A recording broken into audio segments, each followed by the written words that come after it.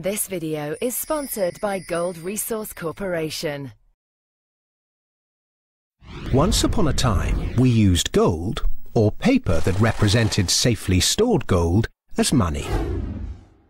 It worked well for thousands of years, partly because gold is independent, and partly because it keeps its purchasing power. An ounce of gold buys you as much food, clothing, and energy as it did 50, or 150, or 1,550 years ago. Compare that to modern money, which seems to buy you less and less each year. 100 years ago, when the Federal Reserve Bank was formed, $1 would buy you this much oil. 50 years ago, it bought you this much. Now, it buys you this much. That's not very much, is it? In fact, in the 100 years since the Federal Reserve Bank was formed to protect the currency, the purchasing power of the dollar has fallen by this much.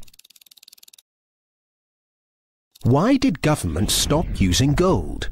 In 1914, the British and German governments were committed to various spending programs and World War I, a war that probably needn't have happened, and neither had the money or gold to pay for it. So they took their countries off the gold standard and, free of its restraints, printed the money they needed.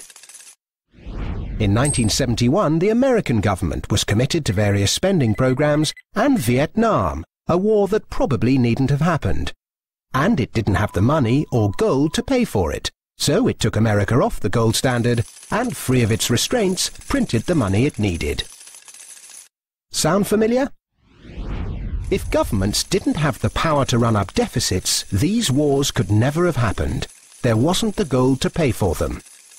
The bill is eventually paid by the people through the stealth tax that is currency devaluation by inflation. Now the world operates under a system of money and credit known as fiat. It's the law that what we use as money be money. The government and its banking agencies have the power to issue money, but no one else may do so.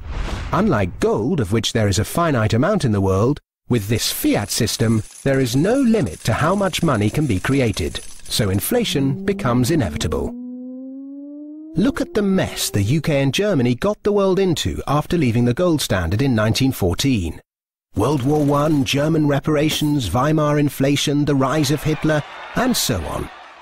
Look at the mess the world has got itself into since 1971, when this fiat system became the global norm. An endless sea of wars, debt, poverty, social inequality, economic bubbles, rampant consumerism, and environmental rape. None of which could ever have happened to anything like the same extent, with that little bit of discipline and restraint imposed by gold. The ability to issue money is too much power for governments, banks, anybody, however well-intentioned. The best way to stop the abuse of power is to spread it as thinly and widely as possible. That's why we need to get back to a sound system of money. Unlike any bank, any corporation, any government, or any body, gold really is independent.